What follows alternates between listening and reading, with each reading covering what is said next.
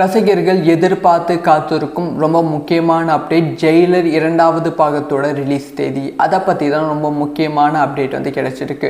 So Jailer 2வது பாகம் தமிழ் சினிமாவில் ரொம்ப ரொம்ப ரொம்ப ரொம்ப முக்கியமான திரைப்படம். கண்டிப்பாக உலகம் முழுவதும் 1000 கோடி ரூபாய்க்கு மேலே வந்து வசூல் செய்யும் அப்படிங்கிற நம்பிக்கையில் வந்து படக்குழு வந்து இருக்காங்க. அதுக்காக தான் வந்து சின்ன சின்ன விஷயமும் பார்த்து வந்து பண்ணிகிட்டு இருக்காங்க.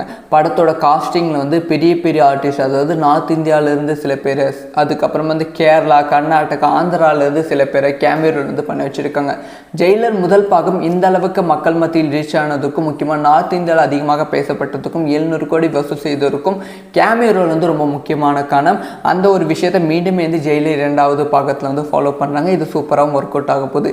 இதெல்லாம் தாண்டி இன்னொரு சூப்பரான விஷயம் என்ன அப்படின்னு பார்த்தீங்கன்னா, ஷாருக் கான் அவர்கள் இந்த திரைப்படத்தில் சின்னதாக வந்து கேமியோ ரோல் வந்து பண்ணுறாங்க. ஓகே, இந்த படம் வந்து எப்போ ரிலீஸ் ஆகும் அப்படிங்கிற கேள்வி தான் வந்து ரசிகர்கள் மத்தியில் ரொம்ப அதிகமாக இருக்குது.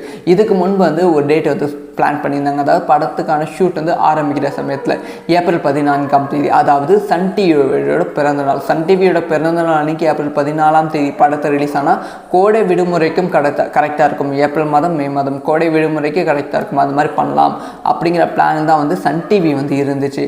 ஆனால் என்ன ஆச்சு அப்படின்னு பார்த்தீங்கன்னா, படத்தோட ஷெடியூல் வந்து அவங்க எக்ஸ்பெக்ட் பண்ண மாதிரி இல்லாமல் எகெயின் ரீஷெடியூல் அதிகமாகிடுச்சு. முக்கியமாக ரஜினிகாந்தே இது அதிகமாக சொல்லியிருப்பாங்க. நிறைய ரீஷெடியூல் ஆனதால் வந்து அவங்க எக்ஸ்பெக்ட் பண்ண டேட்டில் வந்து முடிக்க முடியல. இப்போ வந்து படத்துக்கான ஒர்க் எல்லாமே, ஷூட் ஒர்க் எல்லாமே முடித்தாலும் போஸ்ட் ப்ரொடக்ஷன் ஒர்க் வந்து இன்னுமே இந்த ஸ்டார்ட் கூட பண்ணல அப்படின்னு சொல்லப்படுகிறது.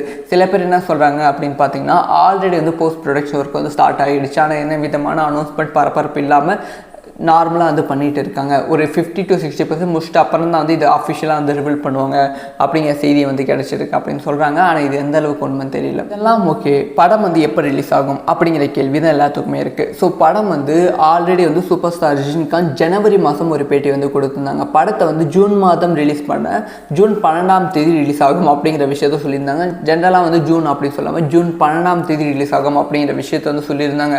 ஓகே, அப்போ ரசிகர்கள் செம ஹாப்பி ஆகிட்டாங்க. ஆனால் திடீர்னு சோஷியல் மீடியாவில் பரவான விஷயம் என்ன அப்படின்னு பார்த்தீங்கன்னா, ஜூன் 12ஆம் தேதியில் படம் வந்து ஏப்ரல் மாதமே ரிலீஸ் ஆக போகுது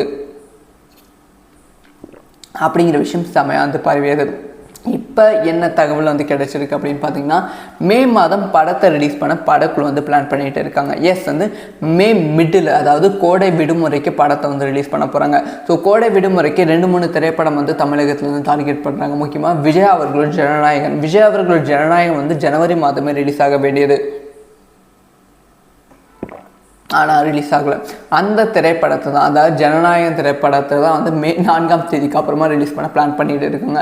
அந்த திரைப்படத்தோட சேர்த்து சூர்யா அவர்களோட கருப்பு திரைப்படம் மே மாதம் ரிலீஸ் ஆக போகிறது. இதுக்கு நடுவில் தான் ஜெயிலர் 2வது பாகத்தையும் பிளான் பண்ணிட்டு இருக்காங்க. இதெல்லாம் எப்படி வந்து தேட்டர் வந்து ஒதுக்க போகிறாங்க, என்னதான் வந்து வேறு ரிலீஸ் தேதியாக இருந்தாலுமே திரையரங்கம் பிரிப்பதில் ரொம்ப சிக்கலாக வந்து இருக்கும். ஸோ ஒருவேளை ஜனநாயகன் இல்லை கருப்பு திரைப்படம் செம ஹிட் ஆயிடுச்சு, ஒரு 20 நாள் தொடர்ந்து நல்லா ஓடுதுன்னா அதுக்கு நடுவில் ஜெயிலர் 2வது பாகம் போடும்போது அது 2 திரைப்படத்துக்கும் பாதிக்கும். ஜெயிலர் 2வது பாகத்துக்கும் பாதிக்கும், இதை செய்ய பார்த்தா கருப்பு திரைப்படம், ஜனநாயக திரைப்படம், எல்லா திரைப்படத்துக்கும் பாதிக்கும். இது எப்படி ஷெடியூல் பண்ண போகிறாங்க, இல்லை வந்து ரஜினிகாந்த் அவர்கள் சொன்ன மாதிரி வந்து ஜூன் 12ஆம் தேதி தான் படம் வந்து ரிலீஸ் ஆக போகிறதா அப்படிங்கிற விஷயத்தை வெயிட் பண்ணி தான் பார்க்கணும். இந்த ஒரு விஷயத்தை பற்றி உங்களோட ஒப்பீனியனை கமெண்ட்டில் லீவ் பண்ணுங்கள். இந்த மாதிரி எல்லா விஷயம் தக்கத்துக்கும் தெரிஞ்சுக்கணும்னா சப்ஸ்கிரைப் பண்ணி சப்போர்ட் பண்ணுங்கள். வீடியோ பிடிச்சி லைக் பண்ணுங்கள்.